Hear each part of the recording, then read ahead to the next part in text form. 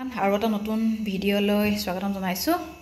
আজি ভাবিলো খাসী মাংস বহুত দিনেই হ'ল আৰু ঠাণ্ডা দিন পাৰিছে কাৰণে আজি বোলো খাসী মাংস অকমান খাওঁ, লগতে ৰেচিপিটো আপোনালোকক শেয়াৰ কৰো।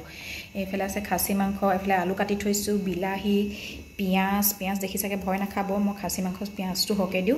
এইফালে কেঁচা জলকীয়া, এইফালে আদা নহৰু পেষ্ট কৰি থৈছো, আৰু এইটো হ'ল মছলা। মই মছলাটো ধনিয়া, গোটা ধনিয়া, জিৰা সব শুকানকে আনি পিছি মেলি ৰেডি কৰি লওঁ। ইয়াত মই হালধি দিছো, লগতে জলকীয়া গুড়ি আৰু পিছি পিনি ইয়াত মই পিছত ৰেডি কৰি বনাম। আহক তেতিয়াহ'লে দেৰি নকৰো, ভিডিঅ'টো আৰম্ভ কৰো। এইফালে কেৰাহী পাতি থৈছো, এতিয়া মই ইয়াত কেৰাহীত বনাই লওঁ। পাছত লাষ্টত ফিনিচিঙত যেতিয়া ভাজি মেলি ধুনীয়া হৈ যাব, তাৰ পাছত মই কুকাৰত দি দিম। তেল দি দিছো, তেলকণ গৰম হ'বলৈ দিওঁ।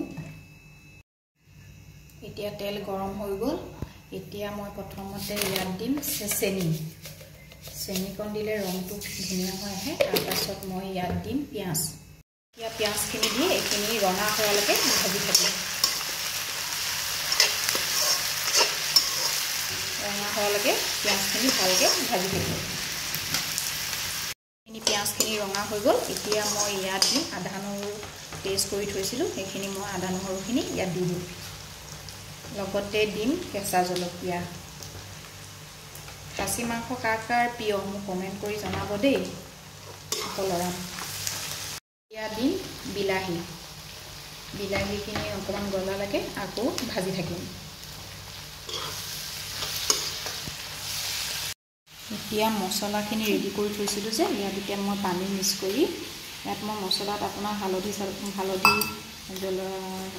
ৰেড চিলি পাউডাৰ আৰু যিখিনি মছলা মই নিজে ঘৰতে বনাওঁ, সেই গোটেই মছলাখিনি পিচি মেলি পানীৰ লগত মিক্স কৰি মই তাৰপাছত কেৰাহীত গোটেইখিনি ঢালি দিম। আপোনালোকে কেনেকৈ বনায় বাৰু মোক জনাবচোন। এয়া তাৰপাছত মই গোটেইখিনি ঢালি দিছোঁ আৰু অকণ পানী লৈ লওঁ। লৰাম। এতিয়া মছলাখিনি ভালকৈ ভাজ খোৱালৈকে এইখিনি ভাজি থাকিম। এতিয়া দিম নিমখ, যাতে মছলাখিনি ভালকৈ ভাজ খায়। ইয়াত নিমখখিনি মই দি দিম। ভালকৈ গলিব, আপোনালোকে দেখিছে। এতিয়া মই ইয়াত খাচী মাংসখিনি দি দিম। বহুতে খাচী মাংসত হালধি, নিমখ, মছলাবোৰ চব সানি লয়, কিন্তু মই চব তেলতে দিয়ে সানো। চবৰ ষ্টাইলবোৰ বেলেগ বেলেগ, মোৰ ষ্টাইল অলপ বেলেগ।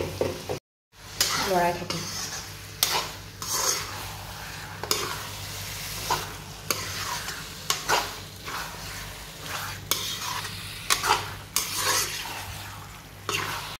এতিয়া দেখিছেনে কালাৰটো কেনেকুৱা চেঞ্জ হৈ গৈছে, লাহে লাহে আৰু চেঞ্জ হৈ আহিব। পানীখিনি শুকাই গ'ল। এতিয়া মই ইয়াত দিম আলু।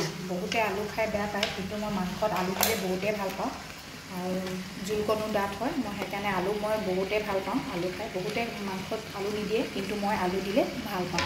তাৰপাছত আকৌ লৰাই থাকিম। এয়া মাংস এতিয়া হৈ গৈছে। এতিয়া মই কি কৰিম, গোটেই মাংসখিনি আকৌ কুকাৰত দি দিম, যাতে চিটিকেইটা মাৰি যাতে সিজিব পাৰে। যদি কেৰাহীত সিজিলে বহুত টাইম লাগে, কুকাৰত দি দিলে সোনকালে হৈ যাব। এতিয়া মই কুকাৰত দিম।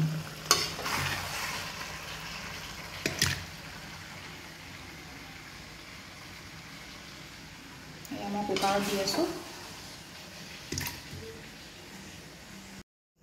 এতিয়া মই কুকাৰত পানী দি দিম। পানী দি এতিয়া উতলিবলৈ দিম অলপ ভাজি দি পিনি। তাৰপাছত মই এতিয়া ইয়াত এটা বস্তু দিম। মই ইয়াতে তেজপাত আৰু লং ভাজি থৈছিলোঁ, তো মই ইয়াতে দি দিম, যাতে ৰসটো মাংসৰ ভিতৰত সোমাই যায় আৰু টেষ্ট লাগে। বহুতে হৈ যোৱা পাছত দিয়ে, মই লগতে দি দিওঁ, যাতে গোন্ধটো ওলায়, আৰু লগতে তেজপাত আৰু লঙৰ গোন্ধটো যাতে মাংস আৰু আলুখিনিৰ ভিতৰত সোমাই যায় কাৰণে মই এনেকৈ দি দিছোঁ। তাৰপিছত মই ঢাকন লগাই পিনি 5টা চিটি মৰাৰ পাছত আপোনালোকক দেখাই আছোঁ। ফাইনেলি আমাৰ মাংস হৈ গ'ল। আপোনালোককো দেখাই দিওঁ কেনেকুৱা হৈছে। এয়া চব মাংস হৈ গ'ল। এইখিনি কেনেকুৱা হৈছে ক'ব, কালাৰটো দেখি ভাল লাগিছে নাই ক'ব দেই। আমাৰ মাংস ৰেডি। আপোনালোকে ভাতৰ লগত খায় নে ৰুটিৰ লগত খায় খাব পাৰিব আমিতো আজি ভাতৰ লগতে খাম যেহেতু সানডে স্পেশাল সো আকৌ আহিম নতুন এটা ভিডিও লৈ আজিলৈ আহিছো বাই বাই কিন্তু পাহৰি নাযাব লাইক শেয়াৰ এণ্ড সাবস্ক্ৰাইব কৰি দিবলৈ আৰু লগতে এটা কমেন্ট কৰি দিবলৈ আজিলৈ আহিছো